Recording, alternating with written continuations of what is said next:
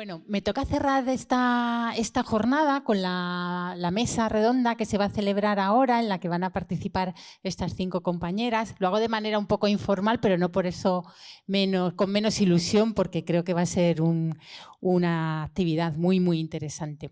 Paso a presentarlas a cada una de ellas. En primer lugar, Olga Ovejero Larsson, que va a moderar la mesa, que es conservadora de museos desde el año 2002.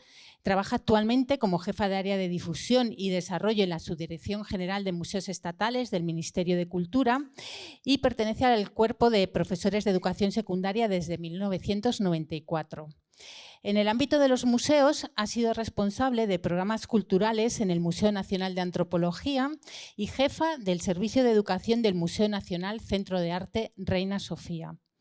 Sus funciones actuales en la Subdirección General de Museos abarcan, entre otras, el estudio e investigación de públicos, la comunicación de la actividad de la red de museos estatales y el impulso de medidas para mejorar la calidad y accesibilidad de la visita a los museos.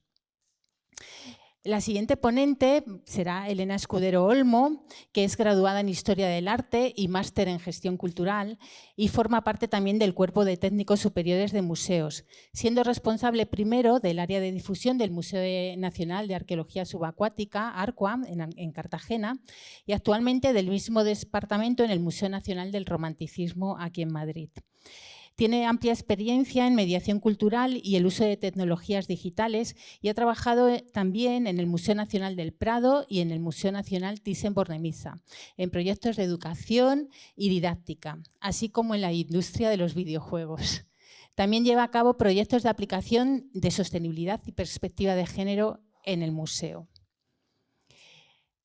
A la izquierda al final de la mesa tenemos a Iris Regueiro Noya, que es graduada en Historia del Arte por la Universidad de Santiago de Compostela en el 2016 y también es máster en Estudios Avanzados de Museos y Patrimonio Histórico Artístico por la Universidad Complutense de Madrid. Ella ingresó igualmente en el Cuerpo Facultativo de Conservadores de Museos en 2022 y desde entonces desarrolla su labor en el Departamento de Difusión del Museo de América, del que es responsable desde 2024. Desde este puesto coordina la programación de todas las actividades culturales de la institución. El trabajo en este departamento va más allá de la actividad cultural, situando la accesibilidad física, sensorial y cognitiva y la inclusión de diversos colectivos como uno de los objetivos fundamentales, con el fin de abrir el museo a la diversidad de públicos y convertirlo en un espacio verdaderamente participativo, representativo y socialmente comprometido. Asimismo, dentro de las líneas transversales del trabajo en el museo, se encarga de la parte relacionada con la sostenibilidad medioambiental. A su derecha tenemos a Eva María García de la Iglesia, que coordina el Departamento de Programas Públicos del Museo Nacional de Escultura de Valladolid, del que ha formado parte desde hace ya más de 20 años. Los proyectos de carácter social han centrado su interés, destacando el proyecto de salud mental El Arte como Vínculo, que fue premiado por el ICOM, el programa estable con personas sin hogar y el programa diseñado con Fundación Personas, destinado a la diversidad intelectual. Anteriormente, su carrera profesional le llevó a desarrollar colaboraciones como técnico de gestión cultural con instituciones culturales públicas y privadas e instituciones museísticas como el Museo de Valladolid, el Museo Patio Herreriano, la Casa de Cervantes o el Museo Nacional Centro de Arte Reina Sofía, formando parte del equipo 18 que implementaba actividades para público adolescente. Creo que no he nombrado bien el equipo. Menos 18. Bien. Y por último tenemos también aquí a Alberto Gamoneda Marijuán, que es educador de museos dedicado a la gestión cultural, vinculando espacios de salud, participación comunitaria, arte y cultura. Él es máster en terapias artísticas por el Instituto Superior de Estudios Psicológicos, ISEP, y TECAE. Realizó estudios de interpretación textual en la RESAT, la Real Escuela Superior de Arte Dramático de Madrid, de cerámica artística en la Escuela de Arte Francisco Alcántara y de creación literaria en la Escuela de Letras de Madrid. También ha cursado estudios de grabado en el taller de Esther Gutiérrez. Un perfil ecléctico, como comentábamos, pero es sumamente interesante. Desde el año 2002 trabaja en el área de educación del Museo Thyssen-Bornemisza en el desarrollo y diseño de actividades y programas para todo tipo de público, especialmente en la creación de las líneas de educación y acción social. Un trabajo que se articula en torno a una filosofía que busca un modelo de normalidad basado en la diversidad y un museo para todos. Sin más, Olga, te dejo que presentes la mesa. Creo que después de la intervención de cada uno de vosotros y el debate, se va a abrir un turno de preguntas por si queréis participar y hacer alguna consulta. Muchas gracias. Muchas gracias, Cristina. Quiero agradecer, por supuesto, al museo por la organización de esta jornada, que ha tenido 2 sesiones, ¿no? La sesión de la mañana, que ha sido muy intensa y donde hemos tenido la oportunidad de conocer todas las iniciativas que en materia de inclusión y de accesibilidad está desarrollando el Museo Arqueológico Nacional. Y por la tarde se ha planteado esta mesa que lo que pretende es abrir el foco, ¿no? Ampliar la mirada y conocer proyectos que se están desarrollando en otros museos. 3 de ellos son museos de la red de museos estatales que gestiona directamente el Ministerio de Cultura, y después hemos invitado también al Museo Thyssen, que tiene una trayectoria larguísima en materia de inclusión, de accesibilidad y de programas comunitarios. Bueno, veo caras que estuvisteis aquí esta mañana, ¿no? Como decía antes, la sesión de la mañana fue muy intensa y la verdad es que quiero agradeceros que permanezcáis también por la tarde, porque entiendo que son muchas horas, ¿no? Muchas horas escuchando proyectos. En cualquier caso, Carmen, bueno, las compañeras del museo nos han comentado que estas sesiones se graban y se difunden, ¿no? Con lo cual entendemos que las personas que no han podido quedarse por la tarde van a tener la oportunidad de acceder a los contenidos, conocer los proyectos y conocer todo lo que aquí se hable, ¿no? que es importante. Decía antes que queríamos ampliar el foco. La verdad es que lo que escuchamos esta mañana fue interesantísimo. Creo que este museo está desarrollando una grandísima labor.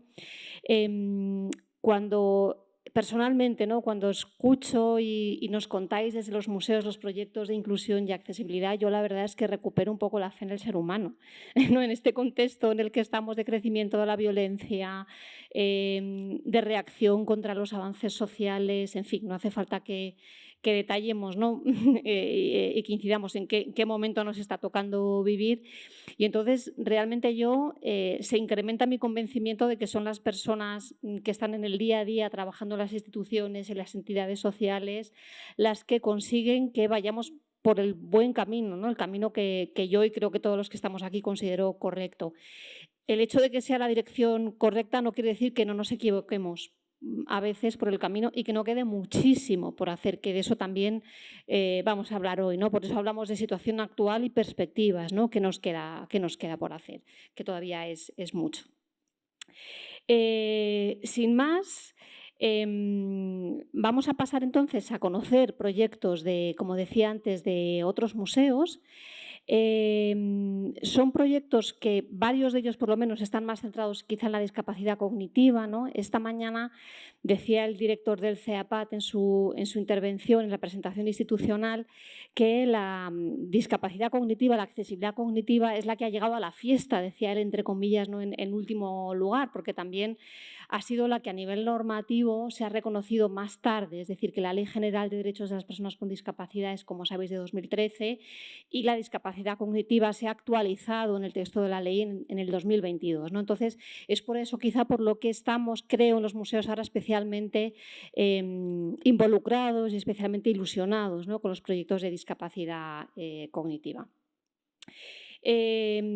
Cada museo, no todo lo que vamos a contar es discapacidad cognitiva tampoco, pero bueno, quería un poco contextualizar el por qué tiene quizás esta tarde un especial protagonismo.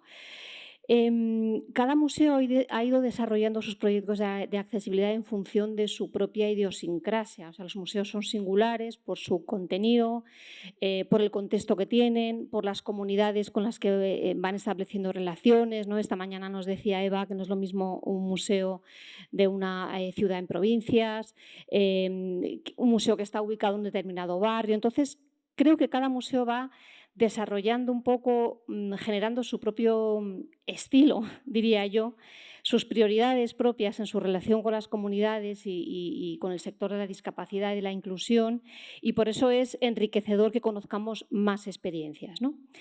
Que es por lo que estamos aquí, con lo cual no me demoro más, vamos a empezar. La verdad me acabo de dar cuenta de que antes de la mesa no hemos consensuado el orden de las intervenciones, así que quizás, si os parece, vamos de izquierda a derecha, por ejemplo. Y nada, Iris, te ha tocado por tu ubicación en la mesa, ¿eh? Yo traigo 3 ejemplos de accesibilidad que estamos desarrollando en el Museo de América, porque sí que consensuamos antes de venir un poco para no solaparnos de qué íbamos a hablar cada una. Entonces, bueno, traigo esos 3 ejemplos, pero que también quiero poner el foco en que también hacemos otro tipo de iniciativas.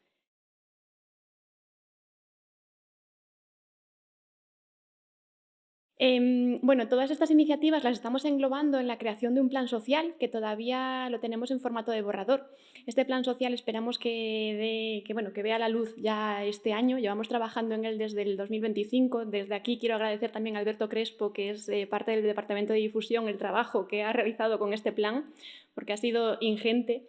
Y bueno, no me voy a adentrar demasiado, simplemente que veáis que la accesibilidad es la primera línea estratégica que tenemos en este plan, que para nosotros es una línea fundamental. Y como veis, trabajamos las 3. La accesibilidad física, donde, por ejemplo, la adaptación hay cosas que no dependen de nosotros, que dependen de cuestiones económicas, como el cambio de las puertas de acceso para que sean automáticas, como las que hay aquí, porque las que tenemos en América son de empujar, entonces para sillas de ruedas dificulta el acceso. Adaptar aseos, crear las salas de lactancia, que bueno, como se va a reformar en principio el año que viene el museo, esperamos que este tipo de cuestiones se incluyan. También trabajamos con temas de accesibilidad sensorial, que os voy a hablar de uno de los ejemplos, que son visitas para personas con discapacidad visual, que después voy a abordar. Bueno, simplemente que veáis que también hay otros tipos de temas que estamos enfocando y estamos trabajando en ello. Y por último, la accesibilidad cognitiva, que traigo 2 ejemplos de lo que estamos haciendo ahora mismo en el museo. Simplemente también que veáis que hay otros tipos de trabajos que también se han hablado aquí por la mañana, como por ejemplo los recursos en lectura fácil, que también estamos trabajando en ello. O mejorar la señalética, porque es verdad que es una de las asignaturas que tenemos pendientes. Bueno, simplemente también se hablaba por la mañana, creo que fue en la presentación que Santiago decía, que trabajar en cuestiones de accesibilidad no daba unos resultados inmediatos. En estas gráficas podéis ver que ya desde el 2022 llevamos trabajando en visitas relacionadas con accesibilidad y a personas con necesidades específicas. Veis que en el 2022 las visitas que teníamos eran anecdóticas en estas cuestiones. En el 2025 ya aumentamos hasta 57, pero no es tanto el número de visitas, sino como el número de personas que se ven beneficiadas por esas visitas, que ha crecido de forma tremendamente exponencial. Esto tiene un valor social y para nosotros es un faro ético que debemos seguir y creemos que estamos poniendo un granito de arena, ¿no?, para construir una sociedad que sea un poquito mejor. Este es el primer proyecto del que os quería hablar, que se encuentra dentro de la accesibilidad cognitiva. En el museo tenemos, tenemos a la Asociación de Arte Inclusivo Higelig. Esta asociación promueve la integración social laboral y quiere mejorar la salud mental de las personas con discapacidad mediante el arte. Vienen todos los miércoles al museo, se reúnen en una sala del museo a la que nosotros llamamos la pecera, y ahí crean mediante pinturas, ya sean ceras, acrílicas, acuarela, diferentes cuadros, diferentes obras que ven en el museo. Es decir, primero ellos visitan el museo, todos los miércoles dan una vuelta por salas, escogen la pieza que más les guste y la dibujan. En el 2023 hicimos una exposición con las obras que ellos pintaron para poner en valor su trabajo, pero no solo para poner en valor este arte y estos resultados, sino también para visibilizarlos. Ellos estaban contentísimos, orgullosísimos de tener en el museo un espacio para ellos y donde todos los demás pudiesen ver lo que hacían, pero además a mí también me parece realmente importante que el público que no sabe que los museos hacen otras cosas, ¿no?, más que tener objetos expuestos, que vean, que se visibilicen y que se conciencien de que el museo es algo mucho más amplio de lo que a priori podemos pensar que es. Después, otra de las actividades que hemos realizado con ellos es la actividad Yo soy tu guía. Esta actividad la realizamos en el 2024 y en el 2025, con la diferencia en que en el 2025 la grabamos y tenemos las constancias no visuales. De nuevo, ellos, de todas las piezas que dibujaron durante el año, porque ya os digo, vienen todos los miércoles, escogieron una. De esa pieza que escogieron nos pasaron un listado y nosotros esas piezas las pasamos a lectura fácil, sin validación, o sea, simplemente ese primer paso de la información tan grande que tenemos nosotros en Domus de una pieza, la pusimos en lectura fácil y se la explicamos a ellos en salas. Y después ellos, con su pieza, fueron a donde estaba la original y la explicaron. Tengo aquí el vídeo, que no sé si se ve, que va a hablar mucho mejor el vídeo que yo, de lo que hicimos, que aquí está como la selección de piezas. ¿Qué tal, Lucía? ¿Cómo estás? Contenta. Qué bien, cómo me alegro. Oye, cuéntanos, ¿qué es esta pieza que has elegido para dibujar? Es un motivo geométrico, es de tela de algodón. Ajá. Oye, cuéntanos, ¿qué es esta pintura que has elegido? ¿Qué representa? San Miguel de Alcácer, que es un óleo sobre un lienzo de está pintado al cielo desde 7 años. Buenos días. Esta obra imita un vaso de jaguar. ¿Y tú sabes para qué servían estas telas en el antiguo Perú? Sí, para antigua las mujeres se la ponían de modelo un poquito. ¿Por qué has elegido esta pieza? Porque me gustaba mucho y me acordaba de mi perro. Ah, qué bien. ¿Qué es lo que más te gusta de cuando vienes aquí al museo? Pintar. Pintar, ¿verdad? Mariano, el otro día me contabas que cuando vienes al Museo de América te pasa una cosa. ¿Qué es lo que dices siempre cuando terminas? Que se me pasa el tiempo volando. ¿Les dirías a tus amigos y amigas que vinieran a vernos? Yo encantada de la vida, se lo di a todo el mundo, vamos. Muy bien. Que vengan todos. Muy bien, pues muchísimas gracias. Bueno, en el vídeo se ve que ellos están felices de poder explicar sus piezas, de poder que veamos sus obras y además yo creo que es fundamental darles voz, ¿no? No solo visibilizarlos, sino también darles voz. Bueno, en primicia os cuento que en el 21 de mayo inauguramos una exposición temporal que se llama Bateas Novohispanas, una encrucijada cultural. Le hemos pasado ya el listado de piezas del museo que van a ir a esa exposición y aquí os traigo algunas de sus primeras obras, ¿no? La jarra de plata en la que se han basado, algunas reinterpretaciones de las bateas y estamos todavía pensando, todavía lo tenemos también que valorar con las personas que vienen con ellos, qué es lo que vamos a hacer, si vamos a volver a hacer lo de Yo soy tu guía, si vamos a crear una exposición de la exposición, estamos valorando todavía lo que vamos a hacer. El siguiente de los proyectos de los que os quiero hablar, que para mí es uno de los más bonitos que tenemos en el museo, es el de Empower Parents.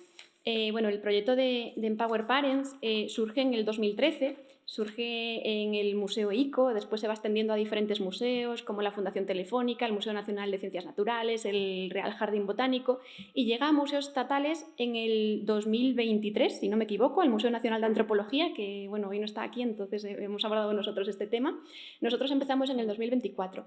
El programa Empower Parents consiste en integrar a familias con infancias con autismo en las actividades culturales del museo.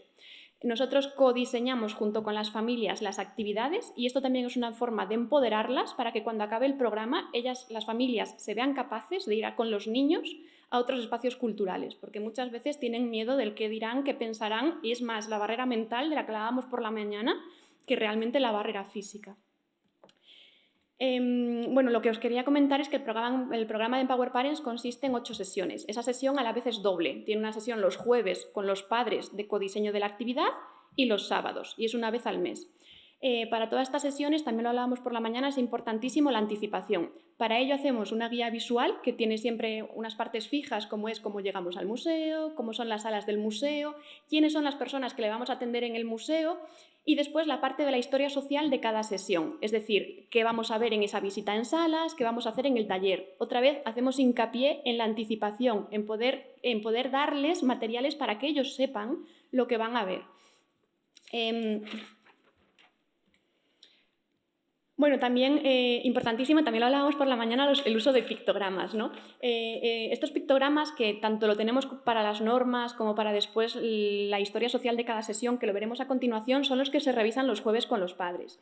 Y también os quería comentar que nosotros estamos recorriendo el camino andando, es decir, nos equivocamos y nos corregimos y gracias a empezar a hacer este tipo de cosas somos conscientes de errores que podemos mejorar. Ejemplo de ello son los pictogramas como estos. En la primera sesión, el primer año, tuvimos no sé si incidente, pero una de las niñas que participaba en la sesión, que se llama Jara, se puso a llorar muy desconsoladamente. Y en la siguiente sesión la madre nos dijo que fue por el pictograma de no correr, que a la niña le pareció violento, agresivo, lo vio así en rojo con el no correr y no le gustó. Entonces lo que hicimos para el resto de sesiones fue cambiarlo a, pues vale, no correr no, andamos despacio. Y este año también otra de las madres, Paloma, la madre de Guille, nos dijo que su niño, claro, sabéis que el espectro autista es amplísimo, ¿no? Entonces, que su niño en este pictograma de hablar bajo, que él se fijaba más en las imágenes, en los dibujos, que la parte de leer que no la llevaba tan bien, además es el más pequeño, tiene 6 años, acaba de cumplirlos. Entonces lo cambiamos al gradiente este de volumen y ponerlo lo más bajito posible. Es decir, a esto me refiero con vamos recorriendo el camino andando, vamos mejorando poco a poco, vamos cambiando las cosas y lo hacemos, bueno, muchas veces lo mejor que podemos y con la mejor intención, pero es verdad que a veces nos equivocamos. También os quería comentar que el pictograma de espacio amigable nos resulta muy útil. En cada sesión lo tenemos en diferentes sofás o en diferentes espacios y es verdad que al principio les cuesta acostumbrarse, pero después ellos saben dónde están estos pictogramas y cuando se ven sobrepasados por cualquier cosa, por cualquier estímulo, son ellos mismos los que se salen de la visita y del taller y se van a estos sofás o a estos espacios donde están estos pictogramas y se autorregulan. También tenemos una bolsa de materiales táctiles como la que vimos por la mañana, muy parecida a la que vimos por la mañana. Bueno, las sesiones de los jueves de preparar las sesiones de codiseño se han ya convertido en unos espacios de red, de apoyo, de comprensión, donde voy a hablar en femenino porque casi siempre son todos siempre las madres, donde las madres crean una red de apoyo, donde no se sienten juzgadas porque todas están en la misma situación, donde pueden hablar, donde pueden sentirse ellas mismas y donde pueden también encontrar un espacio de distendimiento. Nos decía la madre de Ariadna que, bueno, la primer día al museo llegó nerviosísima y nos decía que era la primera vez en 6 años que cogía el coche sola. Es decir, que el hecho de tener que venir al museo sola, sin los niños, para hablar de cómo vamos a diseñar la actividad, también les sirve a ellas para crear un espacio seguro, un espacio de red, de encontrarse un poco a sí mismas, de salir un poco de esa situación de cuidadoras, de estar todo el rato pendientes en casa. Entonces, bueno, como veis, aquí ya se han convertido los jueves en sesiones de merienda. Bueno, simplemente esto lo voy a pasar muy rápido para que veáis en qué consisten las 8 sesiones del Museo de América. Esto por lo menos fue lo que hicimos el año pasado. Fuimos recorriendo América un poco de norte a sur, ¿no? Con las diferentes culturas. Y bueno, aquí otra vez os traigo la historia social de los nativos americanos para que veáis cómo es importantísimo el uso de pictogramas, tanto en blanco y negro como la fotografía, como la palabra escrita, también para intentar abarcar todo lo posible, es amplísimo espectro autista, ¿no? Además, esto nos ha resultado utilísimo para los talleres de infantil, que de repente, claro, nos hemos dado cuenta, creo que también se hablaba por la mañana, que estos materiales son muchísimo más comprensibles para todos y en especial utilizamos ya siempre todos estos materiales de pictogramas para los talleres de infantil en los que abordamos a veces los mismos temas. Incluso contamos los cuentos que tenemos en los talleres de infantil o en los talleres de Empower Parents a través de pictogramas. Simplemente os traigo este para que veáis. Bueno, este es un cuento de cómo el mundo en origen era en blanco y negro y de repente pues, había que ponerlo en color, entonces había que decidir qué animal lo iba a poner de color. Al principio se dijo que la tortuga no porque era muy lenta, el tigre que iba demasiado rápido, los monos que se iban a distraer, entonces se dijo que el tucán porque tenía el pico muy largo y que iba a ser ideal, ¿no? Para ir coloreando por las diferentes zonas. También utilizamos y creamos materiales didácticos para estos talleres de Empower Parents que de nuevo reutilizamos en los talleres de infantil. Este, por ejemplo, es un tótem con el que contamos un cuento de cómo los Tinglit se quedaron sin salmón para pescar porque había una ballena que se lo estaba comiendo todo y vino el águila trueno y se llevó a la ballena a otra zona para que ellos volviesen a tener el salmón. Claro, esto al final lo que intentamos contar con estos cuentos es un poco la mitología de estos pueblos, ¿no? Hacérsela un poco accesible a través de historias o a través de formas, bueno, de historias y de cuentos. Y para eso también tenemos unas mascotas para cada sesión. Unas mascotas que muchas veces son objeto de discordia porque las tiene que llevar un ratito cada niño y a veces no las quieren ceder. Aquí tenemos a Ibik, que es la morsa que nos acompaña en los talleres de los pueblos del frío, y a Quilla, que nos acompaña, por ejemplo, en los talleres incas. Y bueno, ya os digo que a veces hay cierta discordia por llevarlas más rato. Aquí tenéis ejemplos de los talleres que hacemos, ¿no? La historia social contada con pictogramas del taller.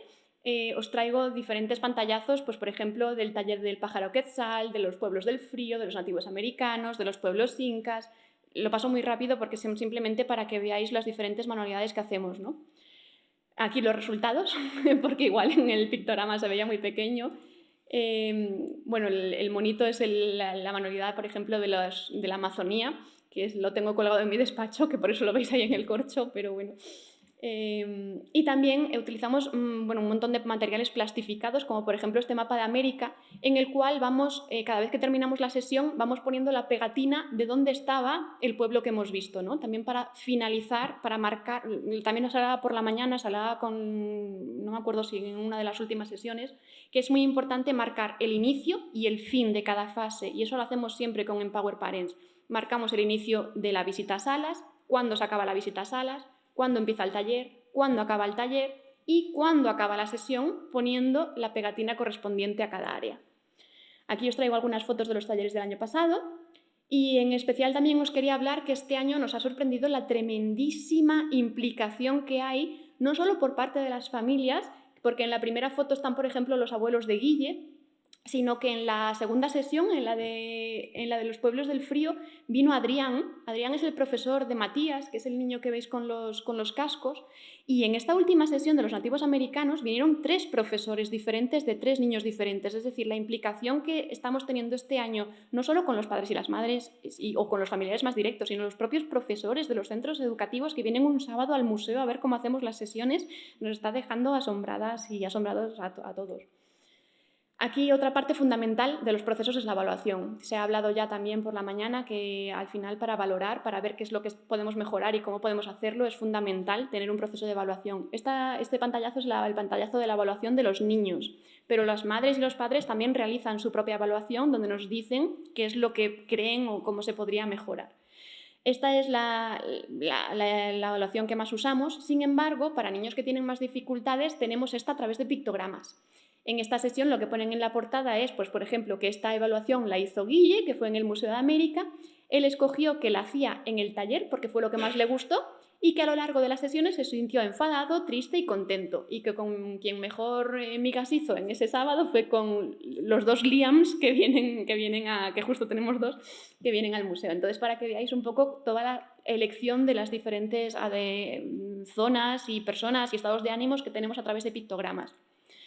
También tenemos toda una serie de materiales a mayores, de refuerzo, porque, como os decía, el espectro es amplísimo, pero es que en este programa no solo estamos hablando de un espectro autista, muy amplio, sino que además estamos hablando de edades muy amplias. Guille tiene 6 años, Ariadna tiene 11, entonces no tardan lo mismo en hacer las actividades del taller. Si algún niño acaba antes, se puede ir a jugar con los materiales a mayores que creamos, o puede correr por las colchonetas. Si algún niño se satura a la hora del taller, lo mismo, puede escaparse un ratito e ir a este espacio como de distendimiento que tenemos con diferentes materiales para cada sesión. Y bueno, aquí ya abordo ya el último de los materiales que quería traer, que son las visitas que, bueno, cambiamos como de tercio, ¿no? Acabamos con la discapacidad cognitiva, pasamos a la discapacidad visual. Hemos empezado en el 2025, el año pasado, con visitas para personas con discapacidad visual.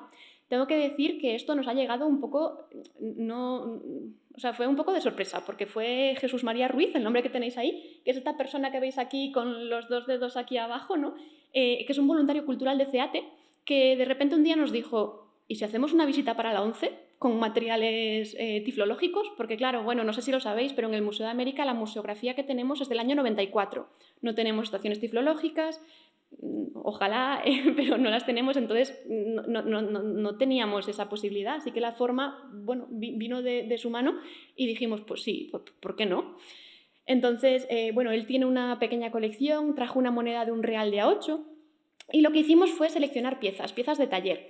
Estas piezas las seleccionamos intentando representar las 3 colecciones que tenemos, que son etnografía, virreinal y prehispánico, y nos dimos cuenta que la más difícil de representar era la de virreinal, porque ¿cómo vamos a tocar cuadros? Entonces, bueno, con el Real de A8 como que cubríamos un poco esa parte.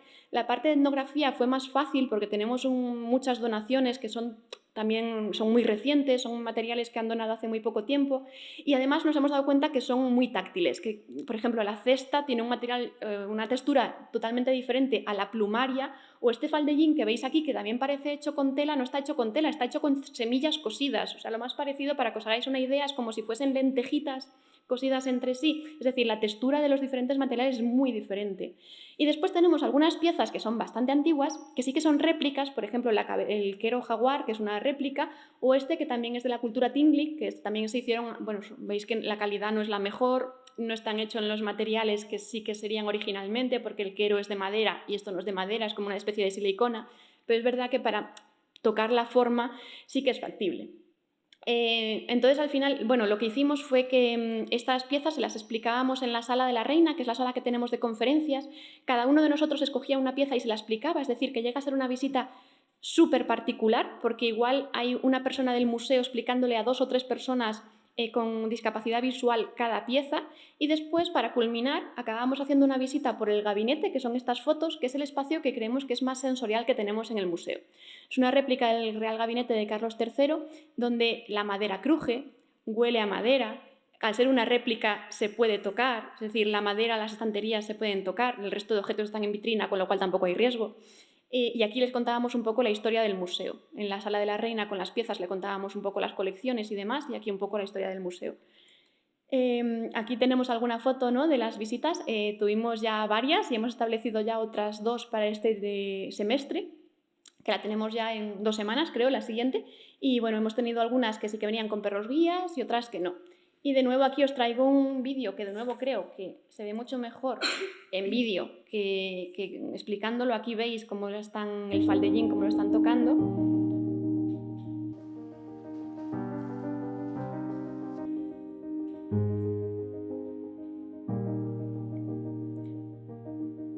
Como veis hay 2 o 3 personas por mesa.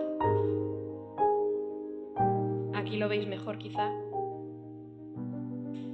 Es decir, que la implicación del personal del museo es enorme, porque en el departamento somos 3 personas. Es decir, estas visitas las hacemos los 3, más las 2 mediadoras, y muchas veces también tenemos que pedir ayuda de algún otro compañero que quiera explicar alguna otra pieza. Es decir, que bueno, supone un esfuerzo humano importante, pero que nos sienta, vamos, que es súper reconfortante hacer este tipo de actividades. Y creo que me he pasado de tiempo, así que lo siento. Un minuto. Ah, vale, bueno, bien. Pues le pasamos ahora la palabra a Eva, del Museo Nacional de Escultura. Bueno, buenas tardes. Os voy a poner una presentación de unos 10 minutos porque me gustaría mostraros un vídeo que dura 5, así que voy a ir bastante deprisa, a lo mejor. Bueno, vengo del Museo Nacional de Escultura y en esta institución desde hace años tenemos la convicción de que el arte puede mejorar la calidad de vida de las personas. Por eso, a lo largo de la trayectoria que hemos llevado, hemos desarrollado acciones que han ido evolucionando en función de la experiencia que hemos ido adquiriendo con el entramado social de la ciudad. Y dentro de las acciones relacionadas con la diversidad intelectual tenemos todo un programa que incluye varios proyectos con Fundación Personas, que se basan en un trabajo colaborativo continuado desde la idea del diseño, la idea del proyecto, el diseño y también el acompañamiento día a día por profesionales, como la arteterapeuta responsable de los proyectos artísticos del centro El Barco de la Esgueva, Ángela Galán Martín. El Barco de la Esgueva es un centro sociocomunitario y participativo que está en la ciudad de Valladolid, que es experimental y pionero y que pretende que convivan personas con y sin discapacidad intelectual a través de la cultura pequeña, las actividades, tanto dentro como fuera de su edificio. Los participantes de estos proyectos están todos relacionados con la discapacidad, o son personas con discapacidad intelectual o familiares de las mismas o los profesionales de los centros. Así que es la discapacidad su vinculación inicial, pero cada una de las personas tiene una diversidad que es diferencial en función de su anatomía, su vida, sus experiencias, otras patologías, y por ellos discurren las cosas que nos ocurren a todas las personas: trastornos alimentarios, duelos, dependencia de otros familiares. En los museos hemos hablado de discapacidad motora, accesibilidad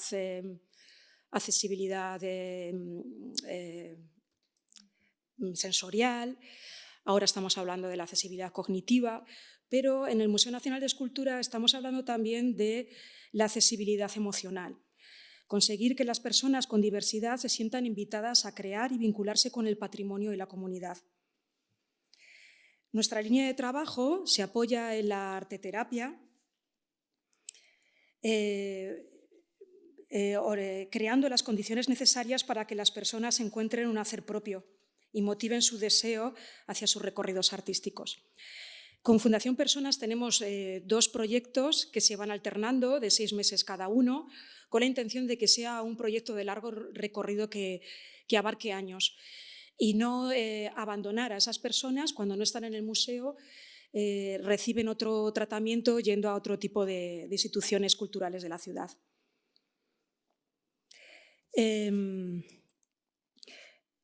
El primer proyecto es el proyecto de La Corriente, es un grupo artístico que se ha formado en el Barco de la Esgueva, en el que de manera voluntaria estas personas que tienen cierta autonomía por las mañanas están trabajando en talleres ocupacionales, en trabajos más bien monótonos y mecánicos, y han pasado una entrevista y han mostrado ciertas inquietudes artísticas. Este proyecto tenía como objetivo lograr la integración en la institución para conseguir que este proyecto no fuera ni personal ni departamental, sino que se convirtiera en algo institucional y que fueran visibles. De tal manera que han conocido al director, al subdirector, a todo el personal. Ahí vemos cómo están en el taller de restauración. Pretendemos que cada uno encuentre su manera diferencial de expresarse a través del lenguaje artístico y consiga un proceso individual de investigación artística. Convertirnos en una herramienta útil para no solamente conseguir los objetivos propios del museo, sino también los objetivos que pretendan de manera individual para cada una de esas personas y también de manera grupal. Y a la vez visibilizarlo. Si en este proyecto en concreto se beneficiaban 10 personas con discapacidad cognitiva, una manera de proyectarlo era a través de la visibilización. Por ejemplo, con esta exposición temporal en la que ellos mismos seleccionaron las obras, eligieron los títulos e incluso se redactaron los textos y los validaron ellos mismos. Se cuidó también el diseño, la altura, para que fuera una actividad con diseño universal.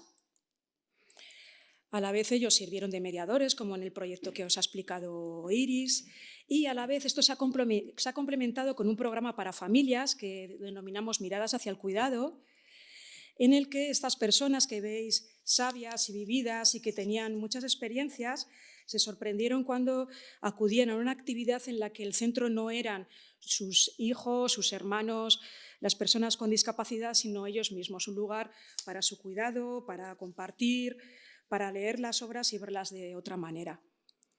A lo largo de estos proyectos hemos cuidado hacer una evaluación continuada a través de vídeos, entrevistas antes y después de las sesiones o a través de cuestionarios en los que expresaban frases como las que podéis leer en la pantalla.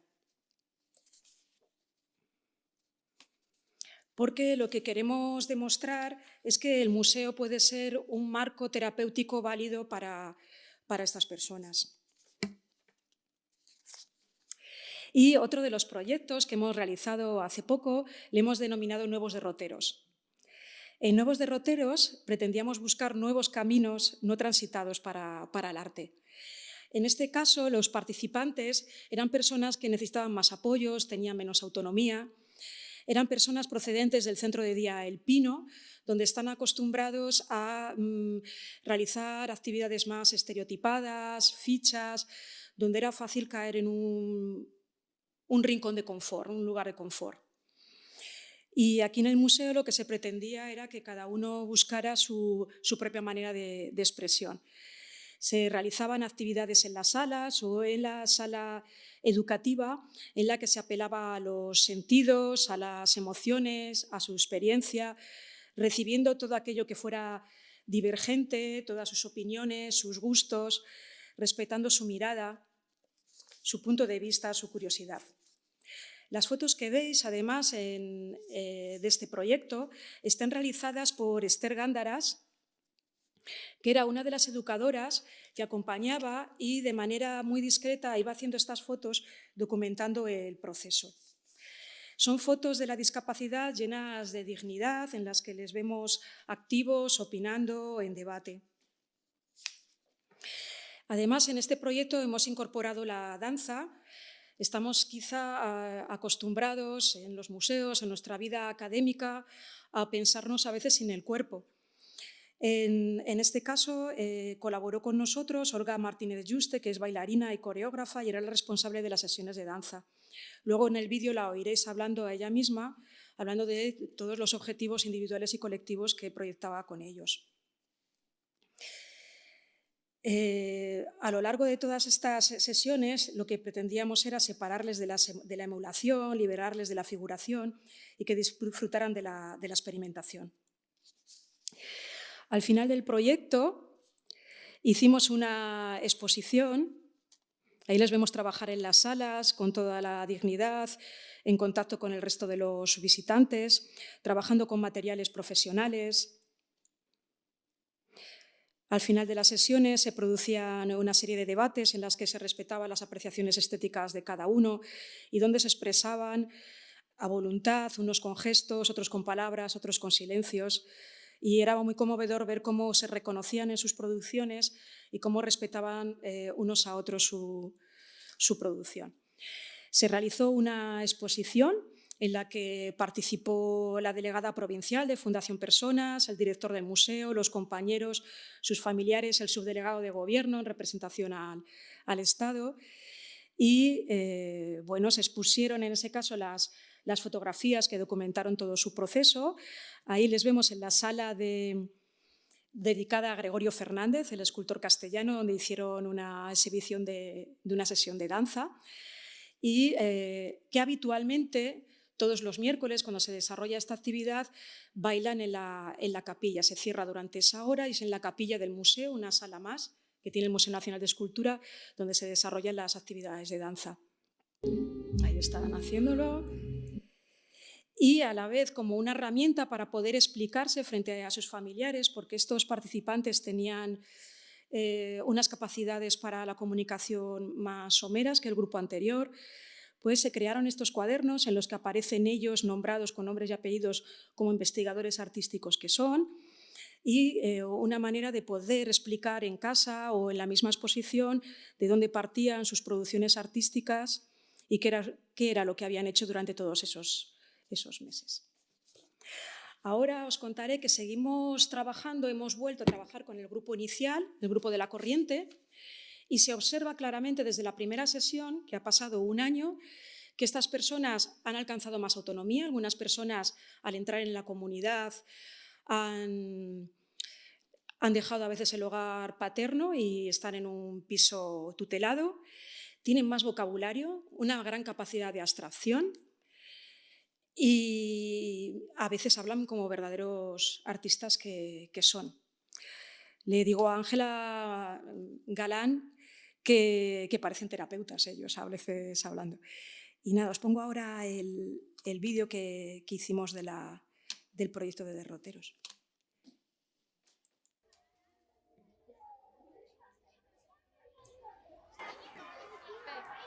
En el Museo Nacional de Escultura, desde hace años, trabajamos con la convicción de que el arte puede mejorar la calidad de vida de las personas. Para ello hemos entrado en contacto con diversos organismos, instituciones o hemos establecido vínculos con el entramado social de la ciudad. Actualmente llevamos a cabo 2 proyectos con el Centro El Barco de la Esgueva de Fundación Personas, uno de arteterapia y otro que vincula también la danza.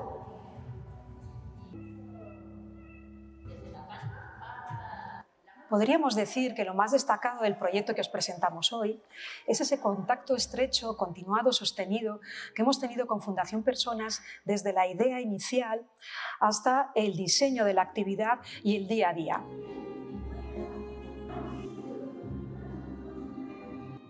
El personal técnico elige unas obras con las que podemos trabajar. Después, a través de estas obras, las personas van desarrollando un trabajo expresivo que tiene que ver con el cuerpo y con los materiales plásticos. Y no sabemos dónde poner nuestra mirada. Lo hacemos de esta manera porque consideramos que tanto el cuerpo como los materiales plásticos son universos privilegiados para que las personas con diversidad cognitiva puedan desarrollar diferentes recorridos, diferentes subjetividades y narrativas. ¿Qué tipo de persona? Esto es verdad, esto es totalmente... No se ve un paisaje. Los objetivos del proyecto con el Museo Nacional de Escultura tienen que ver con que, primero, las personas con con discapacidad intelectual tengan un espacio para investigarse a nivel simbólico y emocional, imaginario. Después, que puedan vincular con la ciudad de Valladolid y con los espacios sociales de la misma, en este caso con el patrimonio. Y el tercero, y que para nosotros es muy importante, que las personas con discapacidad tengan nuevos lugares de representación en los que el universo simbólico de estas personas pueda aparecer de formas diversas, cambiantes y no tan cuajadas como vienen siendo hasta ahora. ¿Esto es una princesa también? Pasamos normalmente a un ejercicio en el que nos aunamos como grupo con unos movimientos comunes. Son frases coreográficas que luego aprovechamos para realizar dinámicas. Y las dinámicas están orientadas a vincularnos como grupo, a relacionarnos con el espacio, a potenciar la escucha entre todos y también, sobre todo, procuramos que haya un momento en el que puedan expresarse y bailar como ellos necesiten ese día.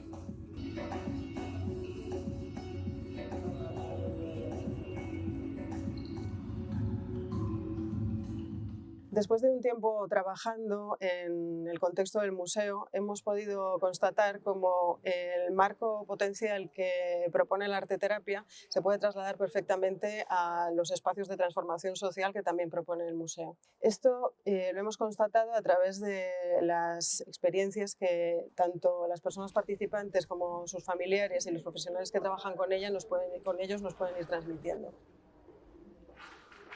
Tenemos indicadores que tienen que ver con la demanda de continuidad, la vinculación con el personal del museo y con las personas que facilitan las sesiones. Vemos cada vez más interés en los recorridos artísticos propios y en los de los compañeros y las compañeras. Vemos mucha implicación a la hora de elegir de qué forma poder moverse, poder expresarse con el cuerpo o poder elegir un material u otro para el recorrido propio y singular. Y vemos también necesidad de poder explicarlo y poder mostrarlo.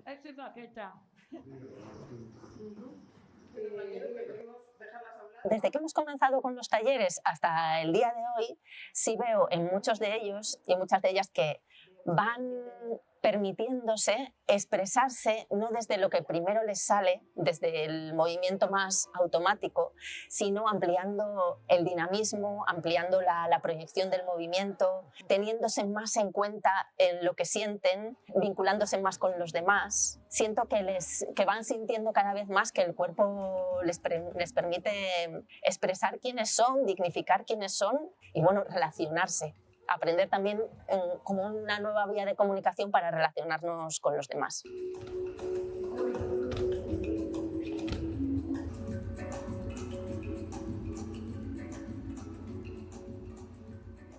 Me gustaría tener unas palabras, que a mí me ha gustado mucho venir aquí, pero lo que más me gusta es participar entre todos juntos y pasarlo bien. Lo importante es disfrutar el museo. Así que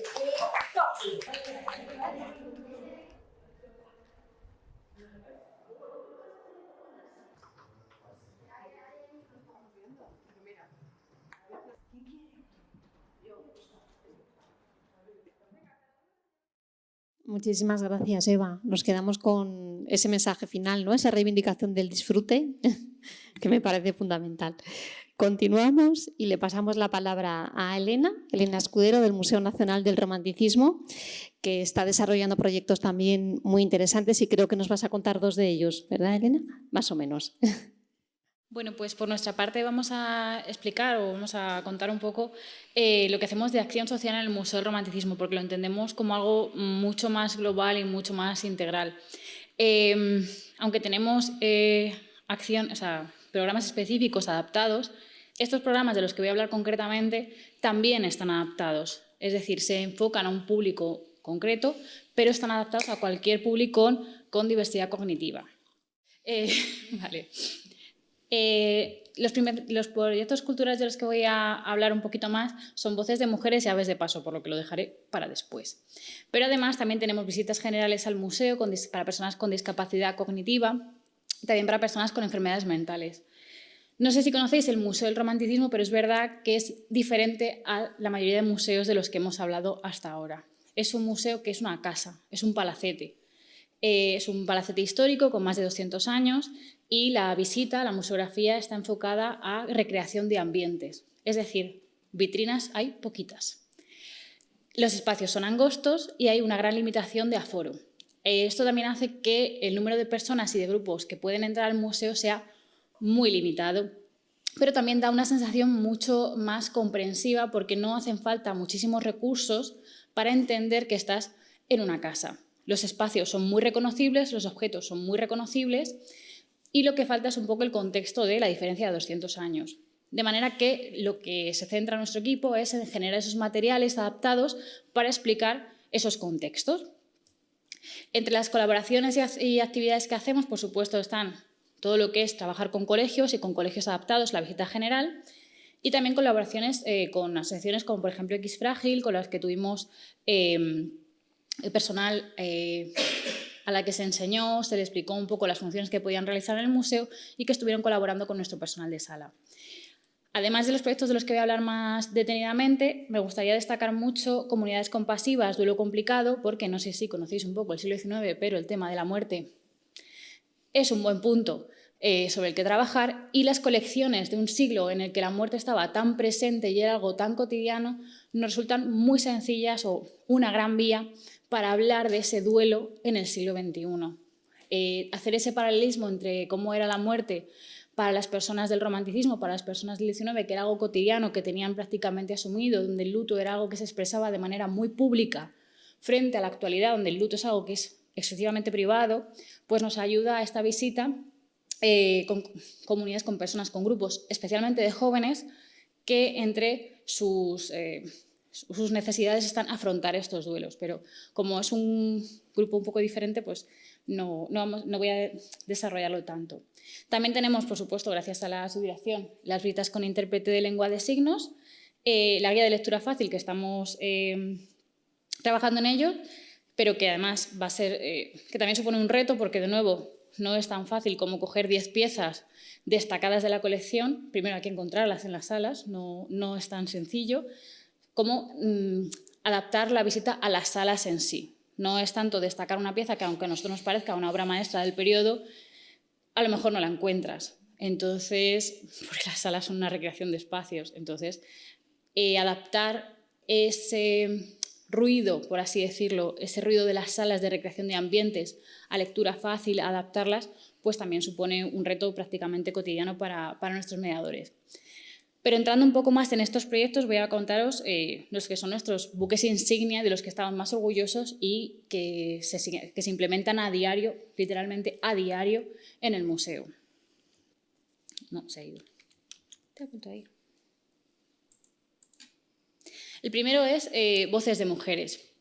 Voces de Mujeres es una visita en perspectiva de género, donde directamente le damos la palabra a las mujeres que vivieron en el siglo XIX.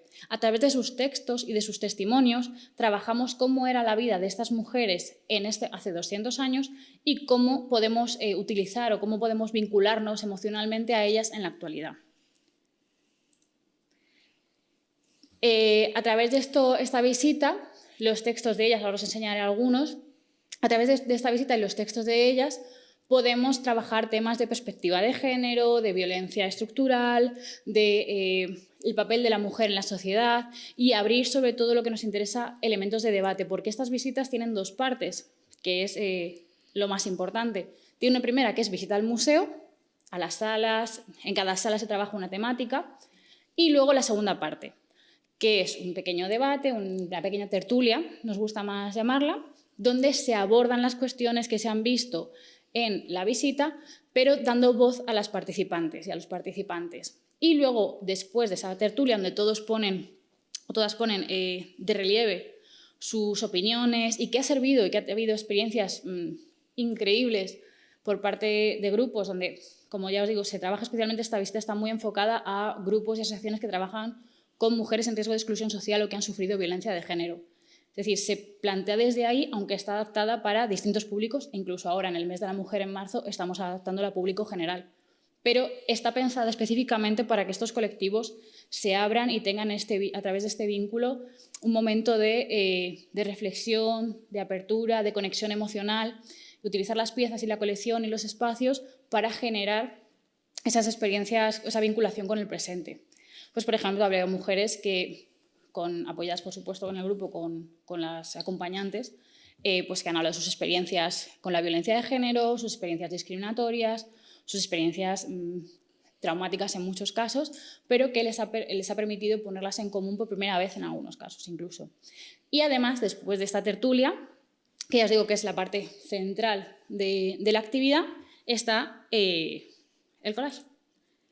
Y es que hay luego que poner en un formato físico eso que hemos hablado en la tertulia, eso que hemos descubierto de nosotras mismas en la tertulia, que hemos visto junto con otras.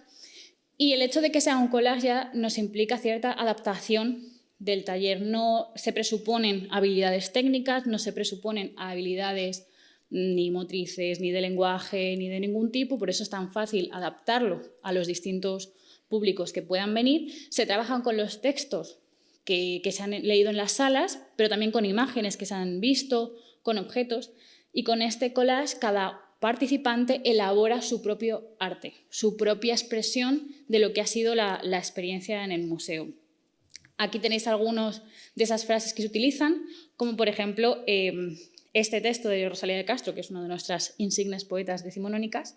Venid ahora vosotras, esclavas mías, hermosas hijas del libre pensamiento, que lucháis por romper unas cadenas que solo desata la muerte. Valientes amazonas, no vaciláis en medir vuestras fuerzas con el gigante invisible que os vence. Un texto de 1867 que sigue en absoluta vigencia. Son estas conexiones las que nos favorecen ese diálogo entre el museo, las personas, las colecciones y que dan resultados, la verdad es que francamente increíbles. Y aquí os he traído solo una selección de algunos de los muchísimos collages que tenemos, porque esta visita se hace semanalmente unas 4 veces. O sea, es una de las actividades más demandadas del museo.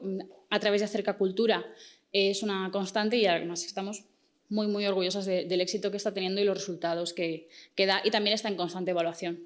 Para que os hagáis una idea, al principio era un taller de poesía, digamos, que la idea original era que las mujeres escribieran sus propios textos, pero precisamente para poder adaptarse mejor a distintos públicos, a distintas necesidades, a distintas experiencias, pues se pasó al concepto de collage. Y aún así puedes escribir tu propio texto, como podéis ver. Hay gente que decide poner sus palabras en boca de autoras como la propia la reina Isabel, Carolina Coronado, etc.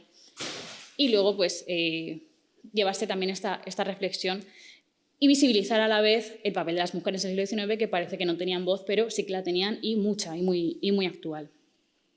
Esta es una de nuestras actividades, digamos, insigne en perspectiva de género. Y luego está Aves de Paso. Aves de Paso, exilios y migraciones en el siglo XIX, es de reciente implantación, empezó en septiembre y poco a poco pues, se está consolidando cada vez más en la oferta de acción social del museo. De nuevo, también está adaptada, es decir, simplemente es informar al mediador encargado de que el grupo requiere X adaptación y ya tenemos estructurado cómo se adapta. En este caso, si las mujeres tienen un valor en el XIX, la muerte también, por supuesto, por si no lo sabíais, el siglo XIX es un siglo conflictivo. Tenemos muchas guerras, tenemos muchos problemas, tenemos muchos exiliados, tenemos mucha gente que se ve obligada a abandonar su país y no hace tanto. Entonces, utilizando estas personas, este siglo, estas violencias intrínsecas que se van generando en el siglo, pues la misma idea que con Voces de Mujeres. Dar voz a estas personas y utilizarlo de vínculo con personas migrantes y refugiadas actuales. De nuevo, esta visita es siempre adaptable. Es decir, aunque está enfocada a estos colectivos, porque son ellos los que más pueden aprovechar la experiencia, siempre puede hacerla cualquier otro colectivo que la solicite. Siempre estamos abiertos porque al final es una actividad de gran interés. Como os decía, utilizando las colecciones y los espacios del museo, el mismo concepto, el mismo sentido, pero otro enfoque. Hablar de las condiciones que obligaron a las personas en el siglo XIX, algunas de ellas muy reconocidas, a exiliarse a ser refugiados, tanto políticos, perseguidos, por motivos económicos, por motivos sociales, que los hay y muchos muy reconocidos, como pueden ser, por ejemplo, algunos poetas como Larra, que él vive parte de su vida en Francia y que además es un personaje que utilizamos mucho porque él siempre tuvo una sensación de no pertenencia. Él escribía sobre España desde la no pertenencia. Siempre admiraba mucho a Francia, pero desde la no pertenencia. Entonces, es uno de los personajes que nos ayuda a generar esos diálogos porque, de nuevo, esta actividad tiene dos partes: la visita a salas y el taller con tertulia. Luego, en el taller se habla sobre la experiencia, las experiencias propias, las experiencias ajenas.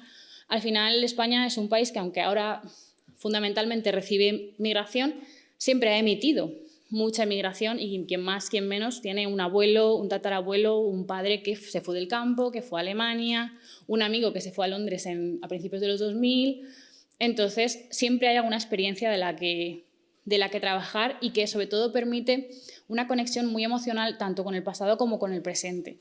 Utilizar estas personas que son bastante conocidas o estas realidades de hace 200 años para entender hoy en día lo que es la experiencia migratoria y la experiencia de refugiados desde la empatía, que es lo más importante.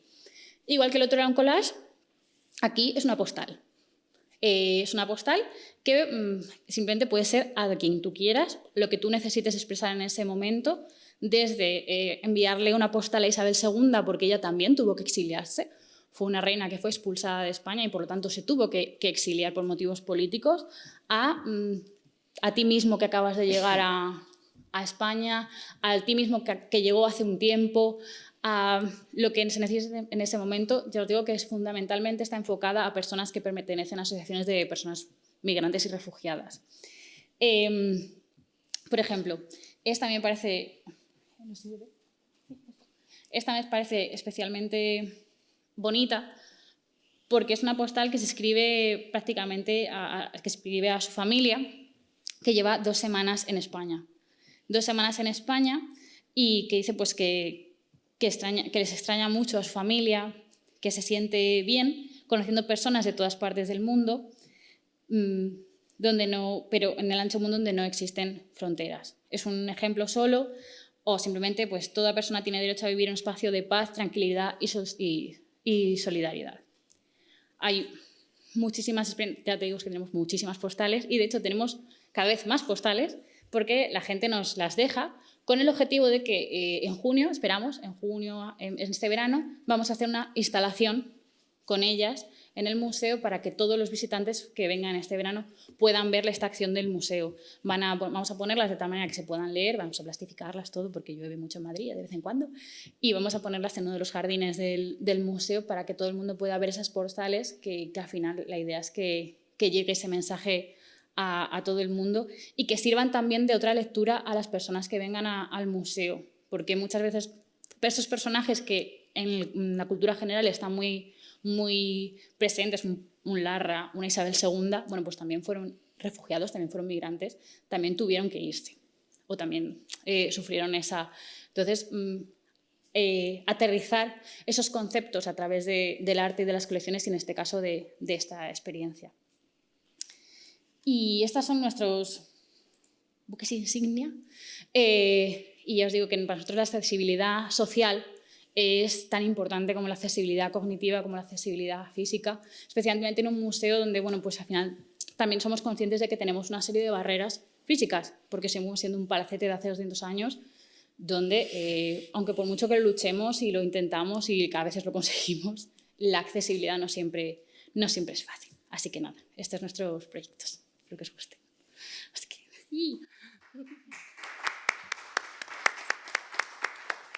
Muchas gracias, Elena. Sí, yo comentaba antes que cada museo es un mundo, ¿no? Y realmente lo importante es abrirse socialmente, abrirse a toda la diversidad de la sociedad y desde cada museo, digamos, hacerlo en la medida que se puede con las condiciones que cada uno tiene, ¿no?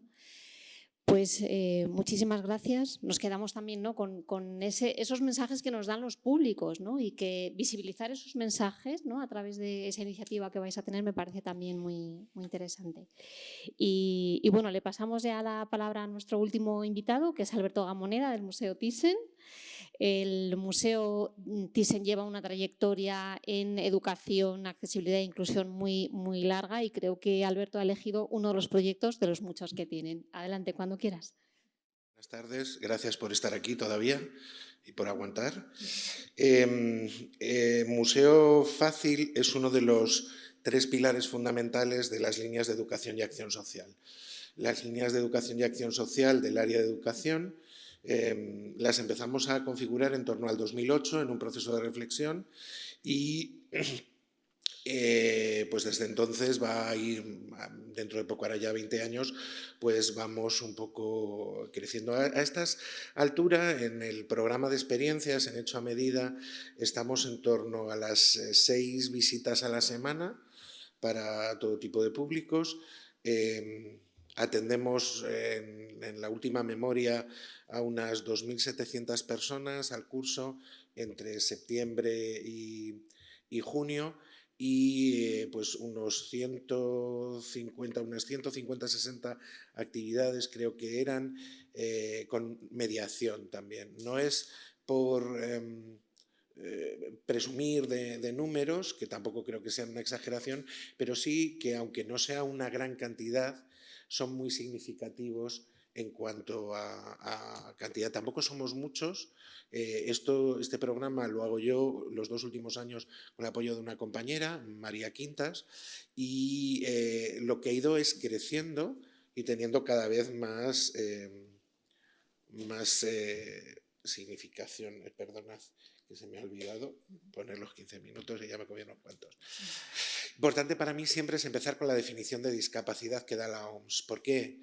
Porque pensamos en la discapacidad como algo que tiene una persona y no, es un fenómeno complejo que surge en la interacción entre. Y esto es muy importante.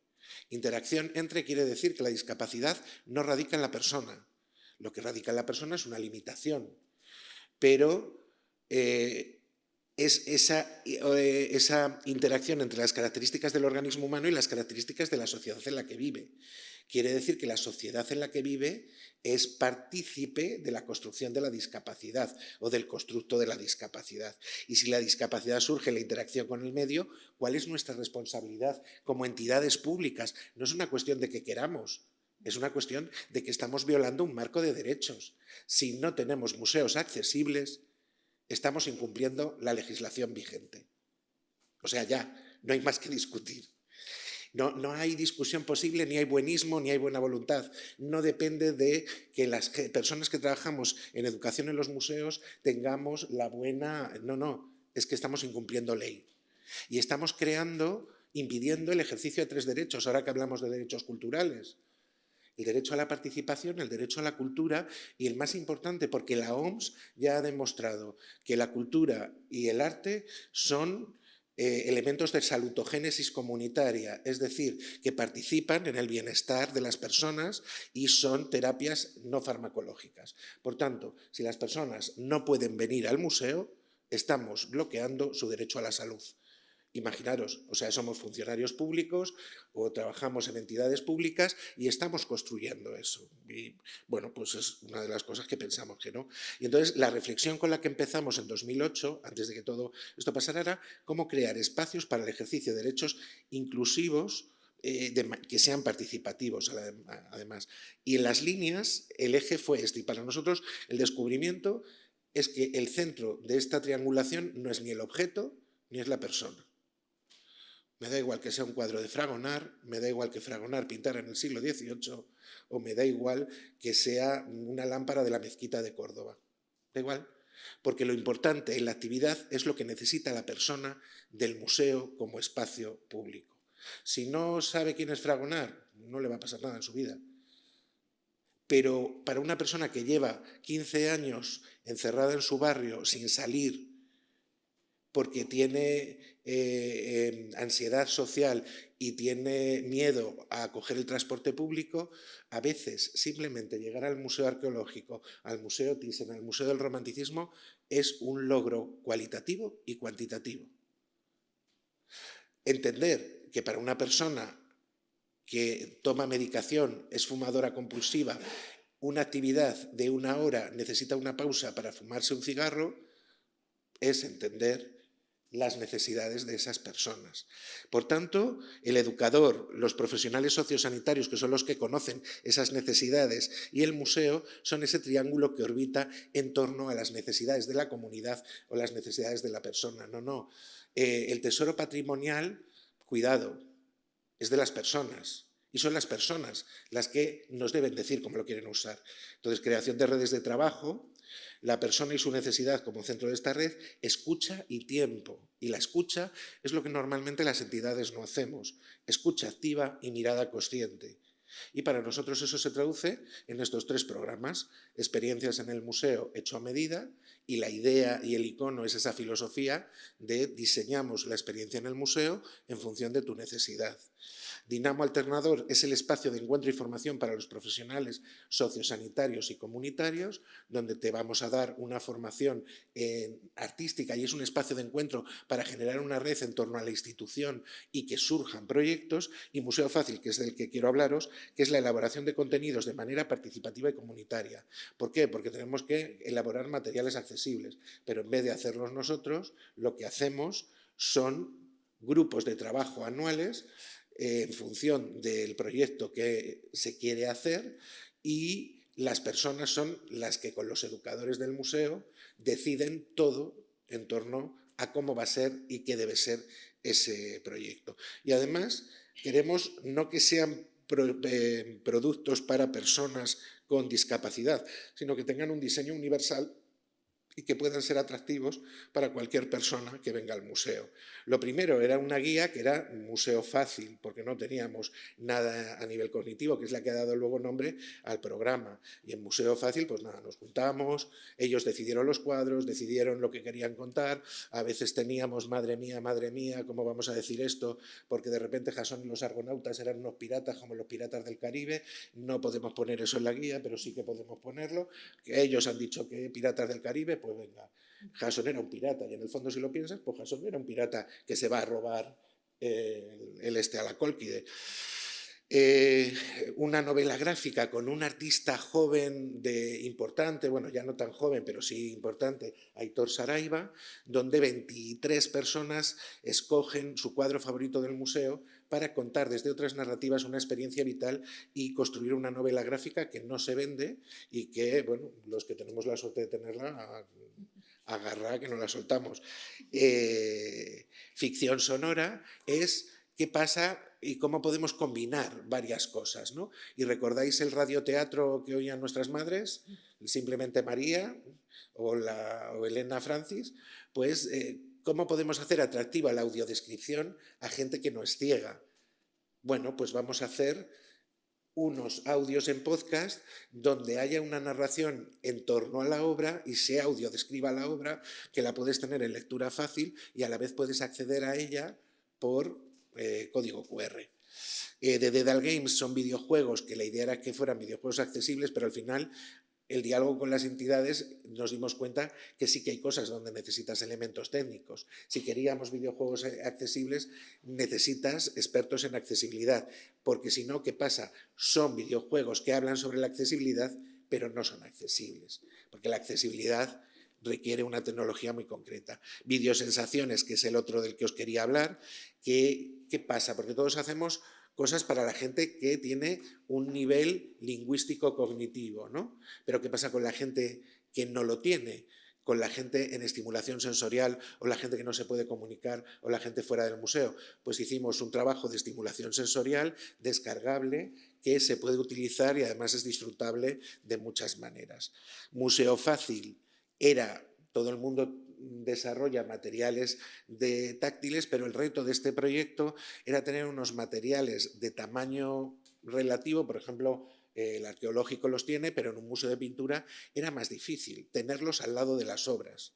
Bueno, Didú conseguimos tener unos materiales de un tamaño relativo que nos permitían o nos han permitido tener un recorrido táctil de 5 obras en relieve para exploración táctil con la audiodescripción en lenguaje claro, lectura fácil, hecha por los grupos de personas. Todo esto hecho por esos grupos, y en el que estamos ahora, en este hemos tardado 2 años, este ha sido tela, en el que estamos este curso, que es Brújula, que es, bueno, ya no damos más. y no queremos decirle a la gente, mira, no. Entonces, lo que queremos es desarrollar materiales de visita autónoma para que podáis venir con vuestra gente, organizaros la visita y hacer lo que os apetezca, ¿vale? Para que entendáis... Uy, no sale el vídeo aquí. Antes lo hemos visto. Tenemos un problema con el vídeo y es que no salta. Bueno, el patrimonio y la inclusión como herramientas de transformación, la idea es permitir una condición multidimensional del patrimonio, ejercicio del derecho a la participación y la cultura, empoderamiento y liderazgo a través de los roles activos, que muchos de los proyectos que han enseñado mis compañeras lo tienen, ¿no? Y fomentar el tejido social y su vinculación a los espacios patrimoniales, para crear una normalidad basada en la diversidad, pero no un museo ilustrado, que ahí nos iríamos del 19 al 18. La idea de todo para, pero sin. Yo sé lo que tú necesitas, ¿no? Vamos a dialogar para descubrir qué es lo que necesitas. Y sobre todo, es que cuando venimos de una estructura jerárquica, la gente con discapacidad no sabe qué le puede ofrecer el museo. Primero vamos a hacer cosas en el museo, vamos a descubrir y poco a poco, pues como nos ha mostrado Eva o como nos van mostrando en otros museos, vamos a descubrir qué proyectos queréis hacer desde vuestro liderazgo y de vuestra voz, ¿no? Pues me gustaría enseñaros 2 proyectos, pero no sé si voy a poder.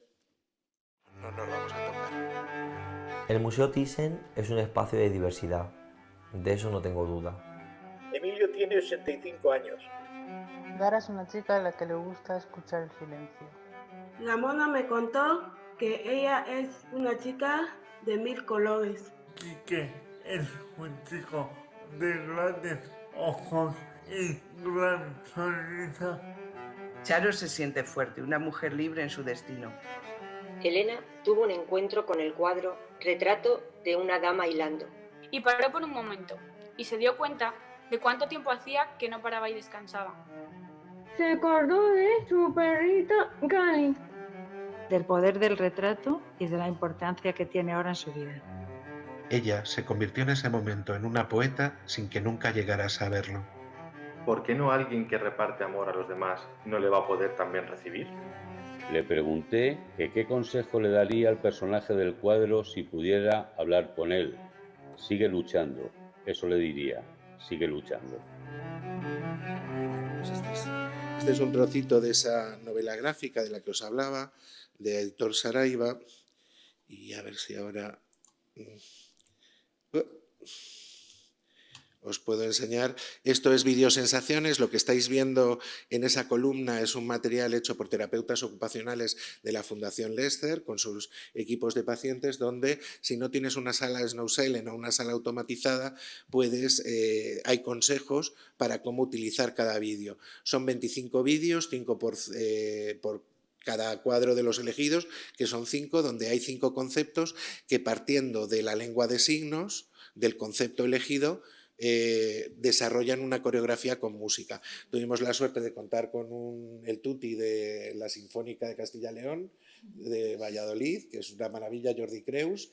Tuvimos la suerte de contar con un grupo o bailarines profesionales que salen de un proyecto en el museo que es MUDA, Museo y Danza, con el que llevamos desde el 2018, con Mercedes Pacheco, que es la catedrática de danza inclusiva y comunitaria del Conservatorio Superior de Danza María de Ávila, y con Plena Inclusión, donde nos juntamos en el museo para buscar otras maneras de ver y de estar en los cuadros. Si tenéis curiosidad, comunidades inclusivas educatis en recursos, o podéis mirar ahí todo.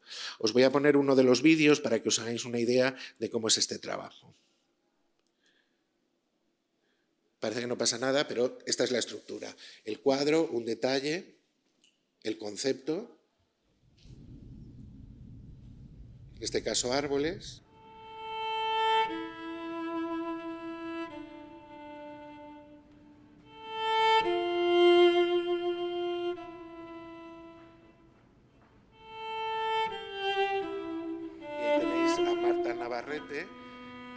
A Bea y a Natalia, que son bailarinas con y sin discapacidad.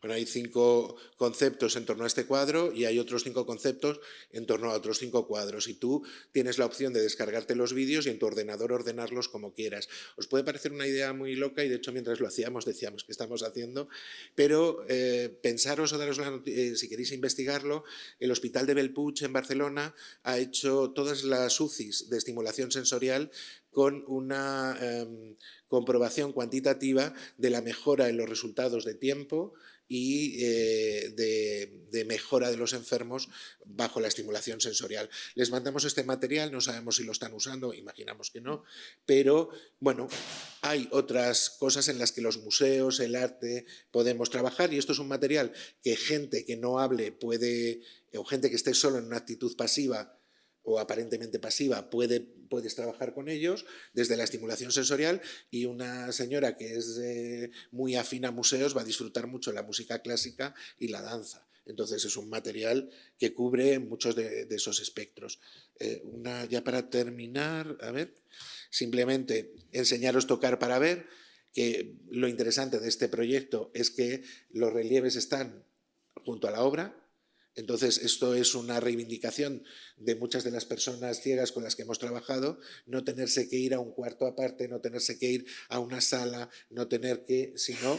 Y una de las cosas que trabajamos muchísimo, y fue de verdad, no sabéis las sesiones que fueron aquello, con el CEAPAD, con personas ciegas con y sin discapacidad, con personas con discapacidad intelectual, con personas que eran voluntarias y querían estar en el proyecto, eran los textos. Los textos llevan un trabajo. Aquí veis algunas de esas sesiones y, bueno, pues aquí algunas de las fotografías del grupo que participó en la novela gráfica. La idea de que los cuidados también son cultura. La idea de que recordemos que la cultura o la palabra cultura viene de cultivo etimológicamente y que, como decía Margaret Mead, si hay un primer signo de civilización, no es el fuego ni es la técnica, es aquel hueso roto de un homínido, porque si un homínido se rompe un hueso es que hay una comunidad que le ha cuidado. Si algo nos convierte en lo mejor de los seres humanos, es ese cuidar de los otros, y si algo debe tener la cultura, y ya lo reclama la OMS, y creo que también lo reclama nuestro propio gobierno, es esa idea de vincular salud y cultura. Pues muchas gracias. Pues muchísimas gracias a los 4. Creo que ha sido un panorama fantástico, la verdad, de trabajo el que se está haciendo en la comunidad museística en general. Se ha hablado de conceptos que yo creo que son importantísimos, de diálogo, de empoderamiento, de cuidado y autocuidado, de los museos como espacios de seguridad, de la capacidad de tomar decisiones sobre su propio proceso por parte de las personas con y sin discapacidad, del derecho de las personas con discapacidad a desarrollar procesos de investigación personal, que parece que se les niega. Es decir, cada persona con discapacidad es una persona y por lo tanto tiene sus propias prioridades, tiene sus procesos, tiene sus inquietudes y tiene derecho a desarrollarlas. Hemos hablado, también me ha gustado mucho el concepto de tertulia de conversación en el museo, que está en varios de los proyectos.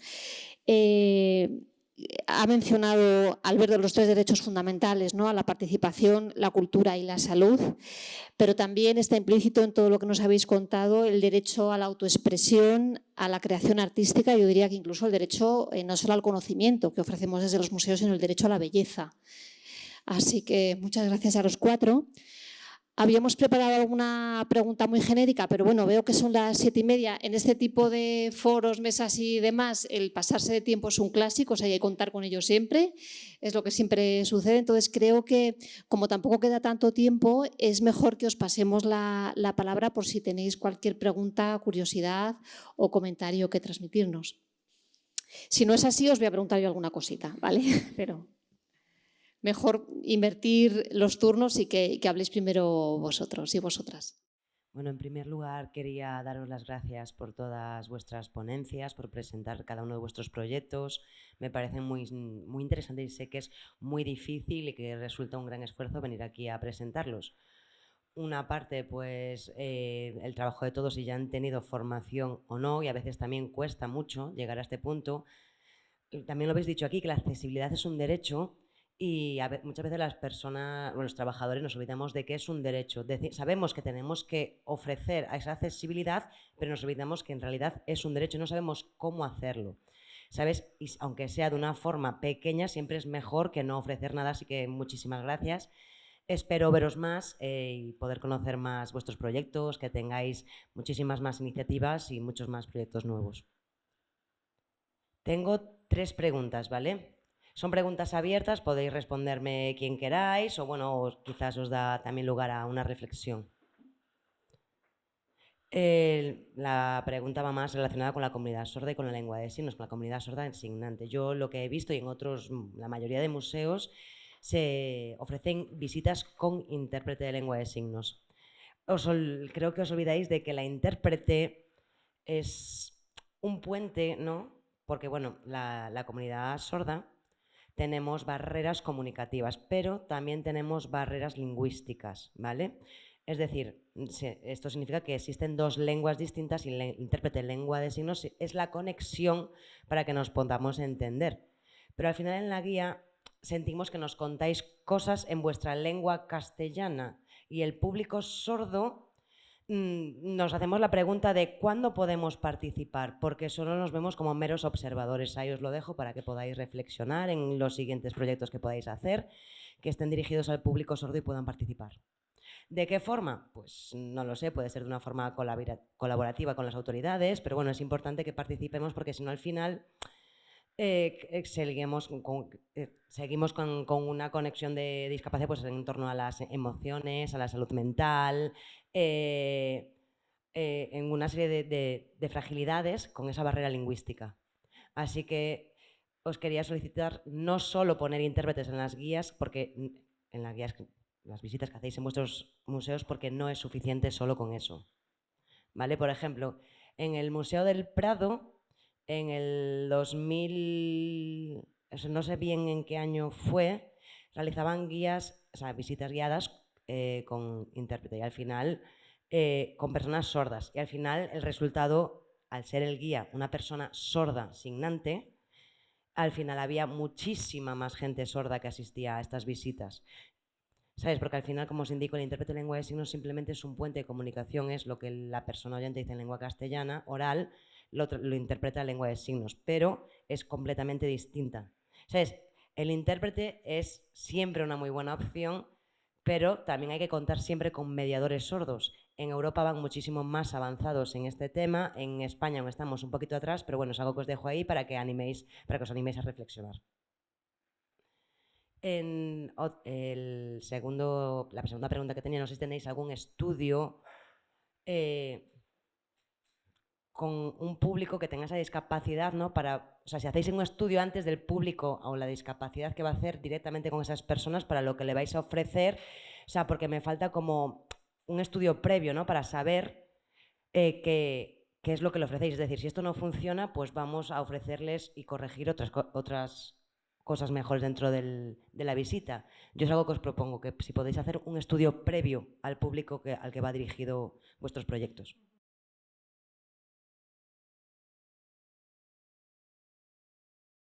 Estudio del público, ¿vale? Y ahí, en tercer lugar,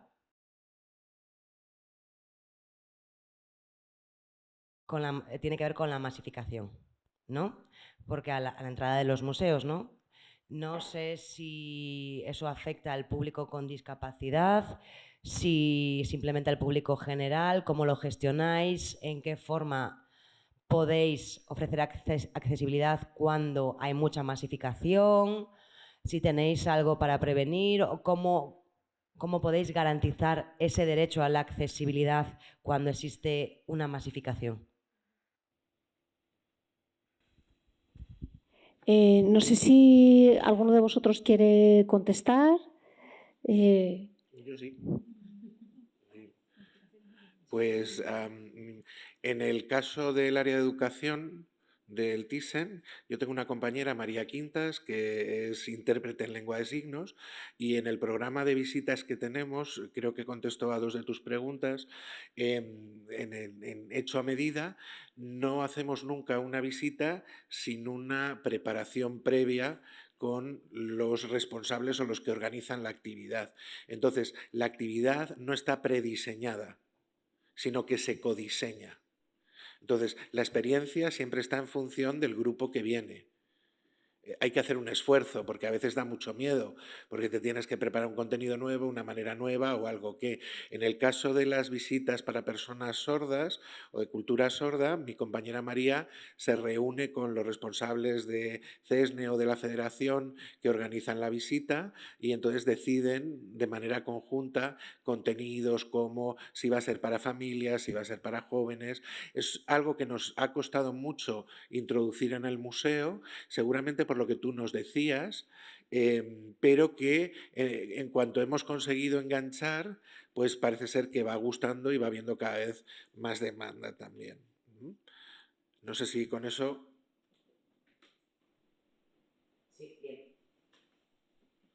Bien, yo quería contar que en el Museo Nacional de Escultura llevamos trabajando, al igual que otros museos de la subdirección, un año con intérpretes en lengua de signos. Nosotros lo que hemos hecho es ponernos en contacto con la Federación de Asociaciones de Personas Sordas de Castilla y León para tener un contacto directo, adecuarnos a las celebraciones de la comunidad sorda y programar las fechas junto a ellos, lo que nos ha facilitado que todas las actividades que ofrecemos con lengua de signos siempre hay personas sordas. El próximo paso que vamos a establecer es reunirnos con ellos para programar en conjunto. A nosotros nos da igual que vaya una intérprete a una actividad que a otra, pero sí, ellos nos dicen cuáles son las inquietudes de las personas de su comunidad, podemos programar una temática u otra. Otra cosa que nos ha ocurrido muy bonita ha sido que en un principio hemos empezado haciendo visitas temáticas que ofrecíamos y que se diseñaban con el lenguaje castellano, como tú bien has dicho. Pero hace poco hemos hecho una actividad en la que las personas se expresaban y se establecían diálogos y fue muy bonito ver cómo personas sordas y oyentes dialogaban entre ellos. Entonces fue muy bonito, descubrieron la lengua de signos, incluso aprendieron algunos signos. Otras veces la colaboración ha sido con alguna asociación que nos ha pedido información para realizar vídeos para sus asociados. Así que, bueno, día a día vamos aprendiendo y vamos dando pequeños pasos y conociéndonos más. Una cosita más, que es que si no la digo a mi compañera María me mata. Aparte de eso, en la web tienes unos materiales que están hechos por personas sordas de la Federación, ¿sí? Y aparte de esos materiales tienes un glosario sobre términos artísticos que se acaba de sacar también, que incluye nuevos términos, muy parecido al que ha salido o el que sacó el Prado también, ¿no? Entonces, bueno, esos materiales están ahí. Yo no soy el especialista en comunidad sorda, entonces tendrías que hablar más con mi compañera María.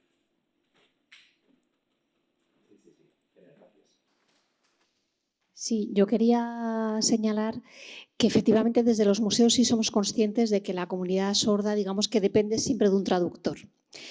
La comunidad sorda asignante, me refiero.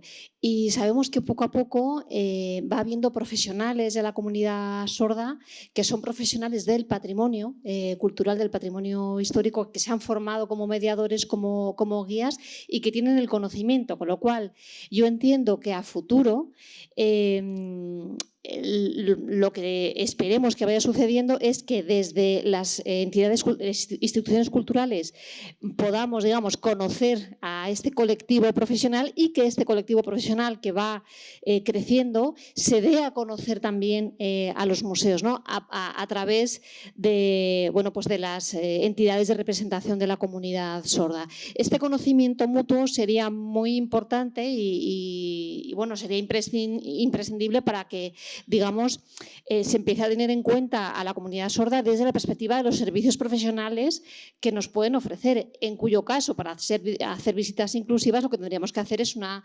traducción directa o inversa, no sé, depende de en qué dirección te coloques, ¿no? Pero que en este caso sería desde el guía especialista en patrimonio, pero que además es una persona sorda, hacia la comunidad oyente y, por supuesto, hacia las personas sordas que se integren en la visita, ¿no? O sea, entendemos que esto es un camino en el que poco a poco deberíamos ir avanzando, pero que depende de ese mutuo conocimiento, ¿no? Yo en ese sentido sí os animo a que como profesionales vayáis dándoos a conocer a través de las entidades de representación de las personas sordas y que los museos sepamos que existe ese servicio, ¿no?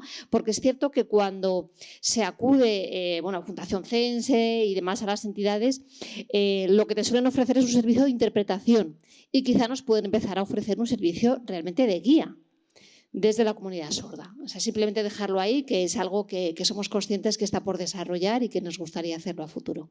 Gracias, además, por haberlo señalado.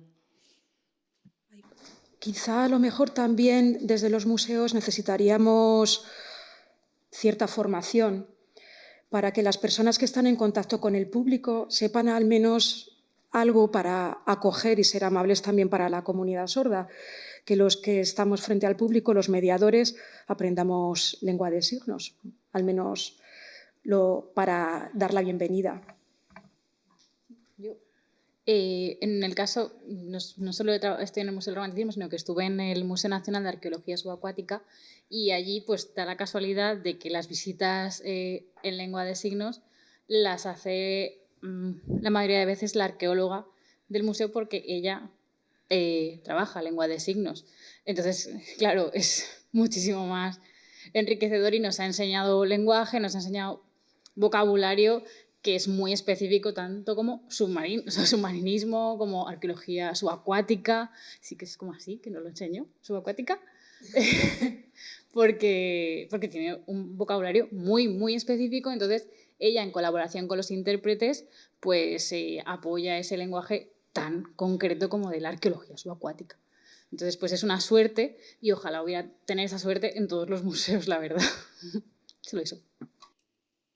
Sí, en ese sentido ha habido recientemente iniciativas de algún museo, por ejemplo el Museo Nacional de Ciencias Naturales, que no está representado hoy aquí, pero ha trabajado con la comunidad sorda para ampliar el lenguaje de signos con terminología técnica científica. Eso es algo en lo que tenemos que trabajar también, sobre todo teniendo en cuenta que la red de 16 museos estatales cada uno es de una temática y que por lo tanto el vocabulario específico es amplísimo, ¿no? Entonces creo que también la colaboración para ampliar la propia lengua de signos con este vocabulario específico es un proyecto muy a tener en cuenta y que valoramos de cara a futuro espero próximo.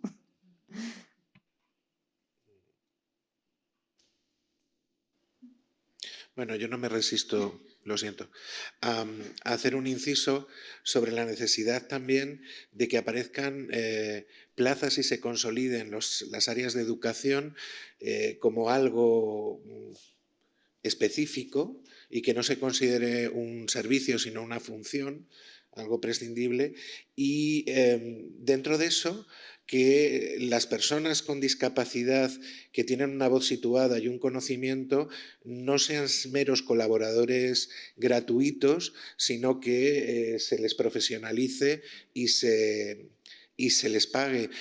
Si tú no has validado una lectura fácil, no es lectura fácil, ni puedes decir que es lectura fácil. Entonces, cuidado con esas cosas. Tenemos que tener cuidado porque con toda nuestra buena voluntad y con todo nuestro buenismo estamos utilizando el trabajo de otros que están luchando también por profesionalizarse y por poder salir de los centros especiales de empleo a los que les reduce un capacitismo donde no hay un techo de cristal en las universidades, en las formaciones y donde no hay un vacío para llegar a ser nuestros compañeros. Aunque las oposiciones tienen unas plazas reservadas, pero no hay unas formaciones que les permitan acceder, en muchos casos, a las personas con diversidad o con discapacidad intelectual o con discapacidad psíquica, ¿no? Entonces, también nosotros tenemos que ser muy conscientes de que este panorama de unicornio que vendemos a veces tiene unos huecos muy grandes donde la gente no puede llegar. Entonces somos unos privilegiados por donde estamos y lo que hacemos, y bueno, pues a mí me gustaría que, igual que es inconcebible que en una mesa sobre género hoy solo todos sean hombres, en una mesa sobre accesibilidad no haya una persona que sea profesional del museo, que las hay, que esté hablando aquí con nosotros, ¿no? Y esto lo hago como reflexión al final, como, estamos haciendo mucho dentro de lo que nosotros podemos, pero hay altas instancias que deberían facilitar que todo eso se dé de otra manera, ¿no? Sí, totalmente de acuerdo, Alberto, así es. Y el tema de la profesionalización y el justo reconocimiento de las personas con discapacidad que acceden al mundo laboral, pues ahí está también, y hay mucho por hacer, ¿no? Esta mañana se mencionaba a los compañeros del grupo laboral que se han ido integrando en los museos y que son personas con discapacidad intelectual y que han entrado realmente a la aventura. Me resulta un poco incómodo reconocerlos a la aventura en el sentido sin formación suficiente previa por ambas partes, tanto de la persona que entra como de las personas del entorno laboral en el que se va a integrar. Es decir, efectivamente hay mucho por hacer, y esas personas profesionales que se van integrando, de hecho en alguno de nuestros museos, por ejemplo, han hecho los cursos de lectura fácil, los compañeros con discapacidad intelectual que se han integrado, para trabajar dentro del museo en la validación de materiales, ¿no? De materiales, y conseguir que sean más comprensibles. Entonces, todo eso efectivamente hay que ir avanzando, y que no se quede en nos aprovechamos de tu trabajo y de tu presencia en el museo, sino realmente que haya un reconocimiento a todos los niveles, y el reconocimiento económico pues es fundamental, claro. Y la presencia, ¿no? El estar aquí, también lo que decías, Alberto, con lo cual pues lo apuntamos.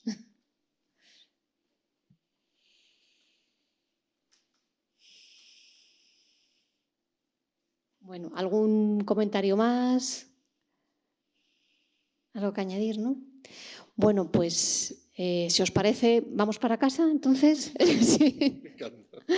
Muchísimas gracias por haber aguantado casi hasta las 8 de la tarde. Ha sido un placer y un privilegio escucharos a los 4. Un abrazo.